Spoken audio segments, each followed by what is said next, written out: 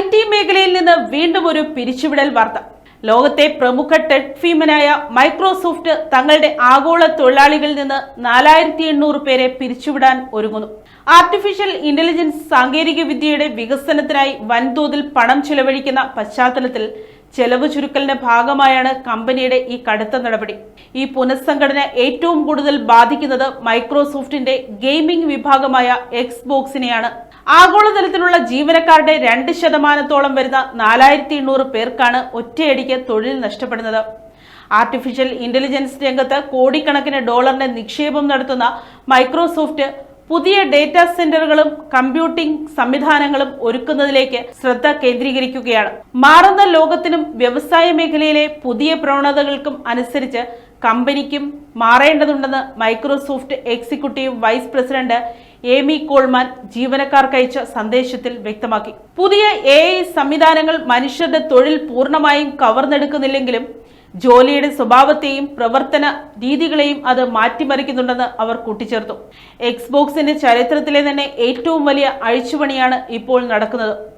വരും സാമ്പത്തിക വർഷത്തിൽ ഗെയിമിംഗ് വിഭാഗത്തിൽ നിന്ന് മാത്രം 3200 പേരെയാണ് പിരിച്ചുവിടുന്നത്.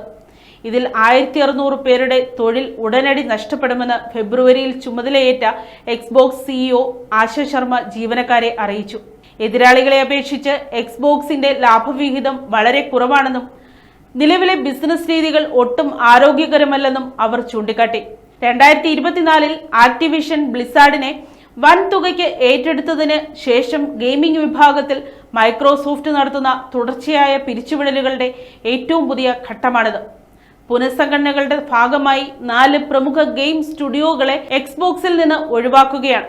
Compulsion games, double fine productions എന്നീ സ്റ്റുഡിയോകൾ ഇനി മുതൽ തങ്ങളുടെ സ്വന്തം ഗെയിമുകളുമായി സ്വതന്ത്രമായി പ്രവർത്തിക്കും. നിഞ്ച തിയറി, അൺഡെഡ് ലാബ്സ് എന്നീ സ്റ്റുഡിയോകളെ പുതിയ ഉടമകൾക്ക് കൈമാറാനും തീരുമാനിച്ചിട്ടുണ്ട്. ഇതിനു പുറമെ ഫ്രാൻസിലെ അർക്കെയിൻ സ്റ്റുഡിയോയുടെ ഭാവിയെക്കുറിച്ചും കമ്പനി നിർണായക കൂടിയാലോചനകൾ ആരംഭിച്ചിട്ടുണ്ട്.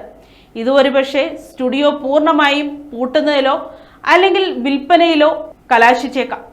AI സാങ്കേതിക വിദ്യ IT മേഖലയിലെ തൊഴിൽ സാധ്യതകളെ എങ്ങനെ ബാധിക്കുന്നു എന്നതിന്റെ ഏറ്റവും പുതിയ ഉദാഹരണമായി മാറുകയാണ് മൈക്രോസോഫ്റ്റിന്റെ ഈ നടപടി. സാങ്കേതിക രംഗത്തെ കൂടുതൽ വാർത്തകൾക്കും വിശേഷങ്ങൾക്കുമായി കാത്തിരിക്കുക. News desk, Kottarakkara media.